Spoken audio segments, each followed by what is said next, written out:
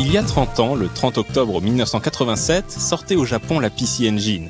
Retro & Magic célèbre comme il se doit cet anniversaire avec 2 épisodes consacrés à certains des meilleurs jeux disponibles sur la machine de NEC et Hudson Soft. Voici le second volet de ce diptyque consacré à la série des Spriggan.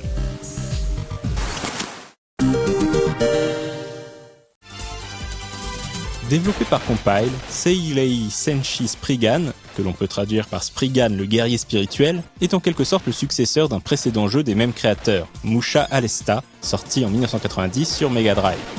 Tout comme ce dernier, Spriggan est un shoot'em up à scrolling vertical dans un univers étrange mêlant science-fiction, fantasy et Japon médiéval. Spriggan a originellement été créé afin de servir de champ de bataille entre super players lors de la compétition annuelle organisée par Naxat Soft, le Summer Carnival. Un Spriggan, soit dit en passant, est un lutin malfaisant du folklore cornouaillais.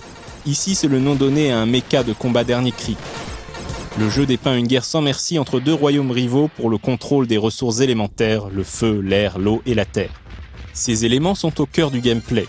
En effet, le joueur pourra ramasser des orbes liés à l'un ou l'autre. Jusqu'à 3 orbes peuvent être combinés, chaque association dotant le Spriggan d'une arme différente.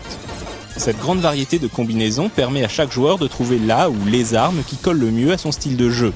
Le principe préfigure le système d'armement de Gunstar Heroes, le formidable run and gun de Treasure sorti en 1993. Il est également possible de relâcher un orbe afin de causer une énorme explosion.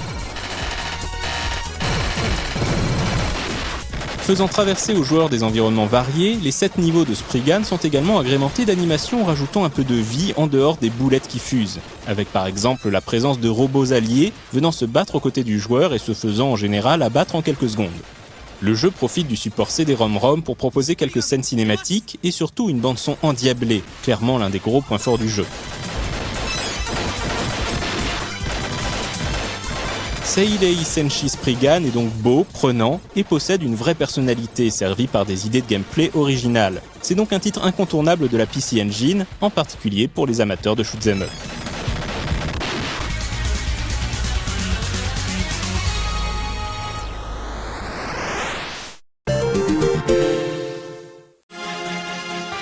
Un an plus tard, Compile propose Spriggan Mark II, sous-titré Re-Terraform Project.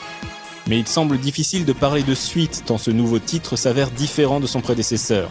Fini l'univers baroque mélangeant Moyen-Âge et science-fiction. Spriggan Mark II se déroule dans un univers de SF pur et dur, dans la lignée des sagas Gundam ou Macross. Le gameplay est également totalement différent. Le scrolling vertical a fait place à un défilement horizontal, et le système d'orbes à combiner, qui faisait le fun et l'originalité de Seirei Senshi Spriggan, a laissé la place à un système plus traditionnel d'armes et de power-up. Le joueur n'a qu'une seule vie. La santé de son vaisseau est représentée par un bouclier qui se recharge au fil du temps pour peu que l'on parvienne à éviter les tirs ennemis. Ce qui ne veut pas dire que Spriggan Mark II est dénué d'idées intéressantes. Le joueur peut ainsi basculer entre ces différentes armes librement, et une touche permet de changer la direction vers laquelle le robot fait face afin d'éliminer les ennemis arrivant par derrière. Spriggan Mark II cherche également à se rapprocher au maximum de l'impression de regarder un animé. Outre de longues cinématiques entièrement doublées, le jeu est lourdement scénarisé avec de nombreux rebondissements et une multitude de dialogues entre les différents personnages pendant les niveaux. Ce qui s'avère au final une fausse bonne idée, car ces discussions interrompent constamment l'action. Le joueur agacé finira par les désactiver purement et simplement dans les options. Au demeurant plaisant à jouer et techniquement très correct, Spriggan Mark II sera une grosse déception pour tous les fans de Seirei Senshi Spriggan, qui espéraient trouver dans sa suite une expérience similaire mais améliorée. On a un peu l'impression d'avoir affaire à un jeu sans aucun rapport sur lequel on aurait collé le nom Spriggan pour capitaliser sur le succès du premier épisode.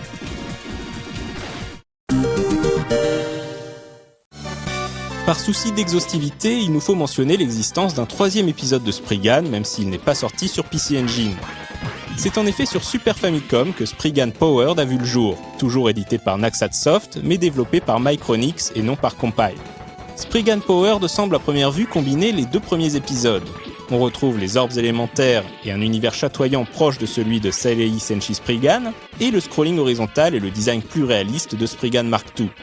Malheureusement, si les graphismes sont plutôt soignés, avec des sprites à base d'images de synthèse précalculées et quelques très jolis effets en mode 7, Spriggan Powered se révèle peu excitant manette en main.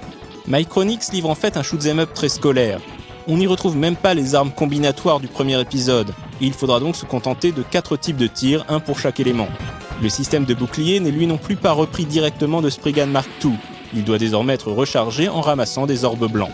Spriggan Powered est donc une occasion manquée. Plutôt que signer le retour triomphal de la série, ce 3e épisode ne fera que confirmer son statut de relique du passé.